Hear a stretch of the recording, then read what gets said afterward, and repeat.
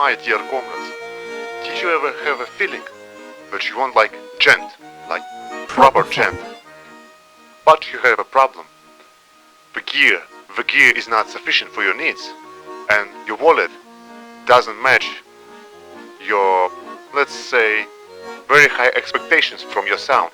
And I think that we all know that playing very low-tuned guitar can be quite problematic if we are talking about pedals, amplifiers, or gear in general. Bad amplifiers will work badly in low tunings, bad pedals won't cut low frequencies we need, etc, etc. And so we come to conclusion that if you want to play very low tune guitar, you gotta have pretty expensive gear, right? Pretty expensive custom amplifiers who can work with standardly tuned guitar, and pedals which are exactly designed for working in low tunings. For example, drop B, drop A, or even lower. Because we all know if we are talking about gent, you won't like take your 8-string guitar and start dun, dun, dun, dun, dun, dun, dun. And since we are wearing red colors, we might understand that getting expensive and custom gear for your guitar sound is quite problematic if you actually don't have money, like a lot of people on our planet. And let's be real here, if you live outside of Western Europe or, for example, USA, you pretty much don't make any high wage when $300 a month, let's say $500 a month, or goddammit, if you make $1,000 a month in Russia, you pretty much can pretend to become the right friend of Mr. President here. And so, due to absence of money in your pocket, the very obvious conclusion you can make is to just go to our Chinese friends and their particularly pretty site, which is called AliExpress, right? And so we have started to talk about gent sound, as it's called. You may stumble upon, when you are exploring our favorite Chinese site, into this pretty pedal, which is called Precision Drive by DemonFX company, which is basically a copy of Precision Drive by Horizon company, which belongs to Misha Mansour of Periphery, I believe. So when I bought this pedal about half of a year ago, it costed me about $40 plus shipping, which is pretty affordable considering that original pedal from Horizon devices can cost you about from $150 up to $200 new, which is quite a lot for most people on our dear planet, considering most of us won't even make this $200 in couple weeks, let's say.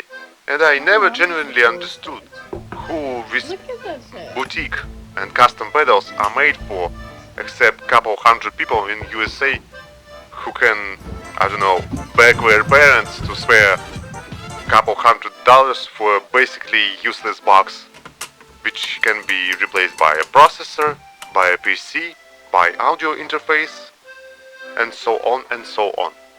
And so to test this pretty pedal, we'll use, once again, my favorite, my red, my awesome and genuine Gibson Les Paul Standard. And let's see what we'll get. Maybe little later we'll connect to this pedal something very, very low tuned. So let's get into it. And so let's take a look at the knobs on this pedal. The first knob it has is a basic volume knob. It works as an actual volume if you use this pedal as an overdrive standalone pedal, and if you use this pedal as, let's say, pre-booster into distorted amplifier, it would work as basically boost knob, which makes your signal more powerful and more aggressive to heat up your amplifier. The second knob we'll talk about is a drive knob. Of course, it can work as a basic drive knob and regulate the level of distortion you are getting from this pedal if you'll use it as an actual overdrive pedal. But in my opinion, it is designed to be always low, because the main purpose of this pedal is a kind of linear boost into distorted amplifier, so you won't need too much drive in your signal. And let's take a look at the last three knobs on this pedal. The brightness knob is basically a tone knob, which cuts your high frequency if you need it. And the last two knobs are connected into the built-in noise gate of this pedal. The gate knob can be actually turned, considering it's very small. A lot of people won't even notice it, which is basically a threshold of the noise gate. I tend to use it all the way up because it's kind of very gentle noise gate in this pedal. And the attack knob, in my setup, it's all the way up. It's basically how fast your pedal will start to cut your signal if you don't play an actual note from your guitar. And so to test this pedal, we'll use my orange amplifier, which is set up into pretty much high gain sound. Later on, we'll try a couple of guitars into, of course, this pedal and into DemonFX R4 distortion pedal, which by the way was on this channel before, you can check it out. And at the very end of the video, I will even use very low tuned guitar with active pickups to listen how this pedal actually sounds when you use it for very low tunings.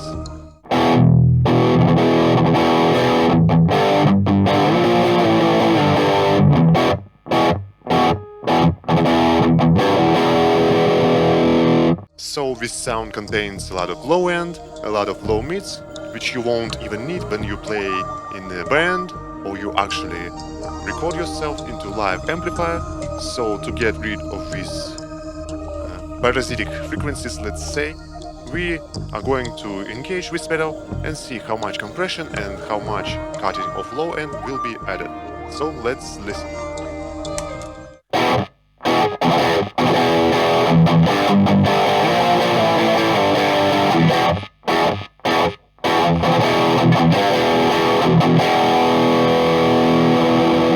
So as you can see, I've changed my guitar, because at the start of the video I mentioned that the main purpose, the main design of this pedal is actually to work with very low tunings, to cut a lot of low end, to add compression.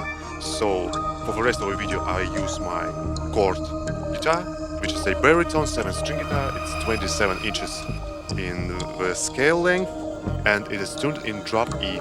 So what I wanna do next, I will set up it into a clean setup again and we'll use it with distortion pedal and also with pre-boost pedal, which we are talking in this video.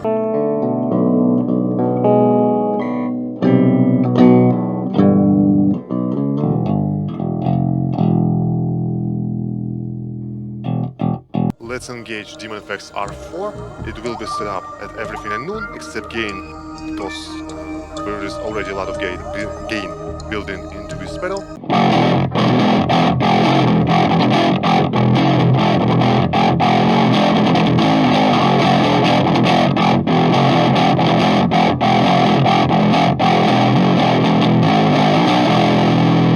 The sound is pretty fat, a lot of low end. Let's cut it and add more compression with the pre-boosted pedal.